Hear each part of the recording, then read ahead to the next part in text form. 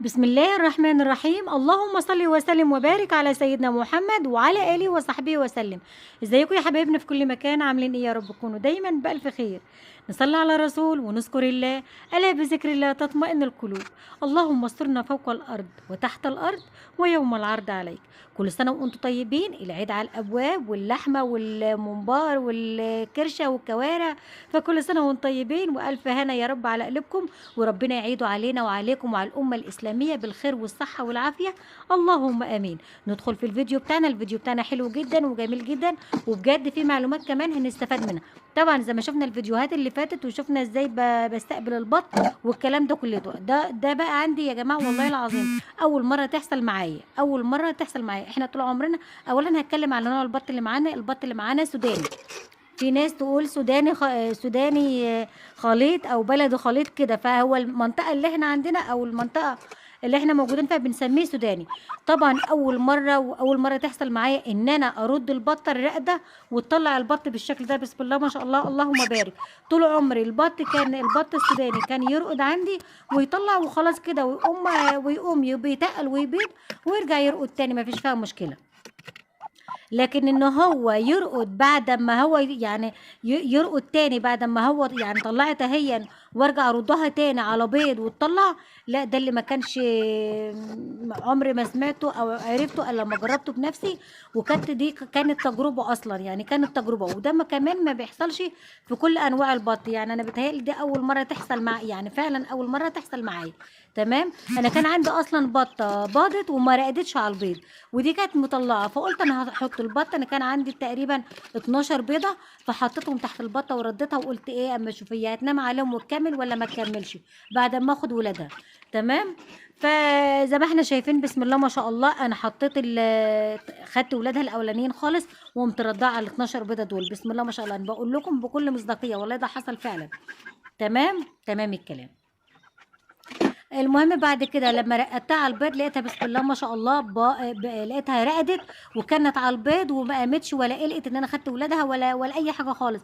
قلت خلاص ماشي، هكمل الايام واشوف ايه اللي هيحصل بعد كده.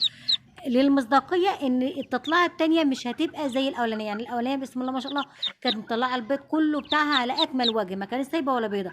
لكن المره التانيه هي طلعته هون ما شاء الله، طلعت من ال 12 بيضه 8 بطات زي ما احنا شايفين، لو عديناهم هنلاقيهم 8. تمام. فهي بوظت تقريبا 4 بيضات، وهم والله كانوا برضو ناقرين وكانوا ماشيين كويس، بس ما اعرفش ايه اللي حصل لهم، هي ما طلعتش الا ال8 دول. فديا اول مره تحصل معايا، واول مره ان انا ارد بطه وتطلع بسم الله ما شاء الله الشكل ده. انا عندي البط اصلا طبيعي، البط بتاعي يعني اكتره ما بيرقدش ويطلع الا في الصيف. يعني ما اعرفش البط بتاعنا صيفي، بحب الصيف ما اعرفش ليه. يعني عندي بط بيبيض في الشتاء، بس اكتر البط عندي ما بيرقدش ويطلع الا في الصيف. تمام. بسم الله ما شاء الله، انا جبتهم من تحت امهم. وطبعا في الفيديوهات اللي فاتت انا قلت لكم احنا بنستقبل البط ازاي، ووريكم الطريقه. وطبعا اللي عايز يعرف يرجع للفيديوهات اللي فاتت.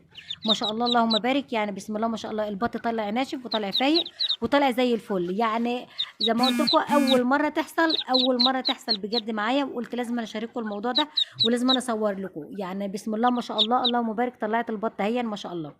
طبعا انا بالعاده يعني زي ما احنا شايفين البطتين اللي كانوا راقدين، اللي منهم اللي طلعت ديت كانوا باضوا ورقدوا في السرندايه اللي هناك دي زي ما احنا شايفين.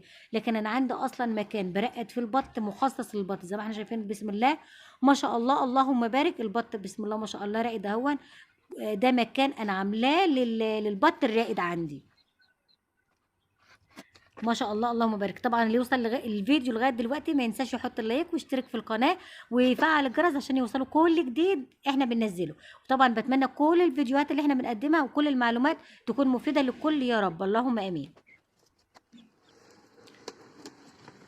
شايفين البط بسم الله ما شاء الله حاجه كده ايه اخر جمال ما شاء الله اللهم بارك. يعني بجد انا مبسوطه قوي ان البطه طلعت رقد تاني غير الرقد الاولاني.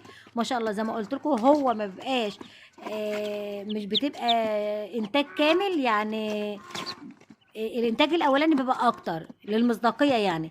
لكن ما شاء الله حطيت ال 12 بيضه طلع منهم 8 و4 وحشين. ما شاء الله ما شاء الله اللهم بارك يا رب.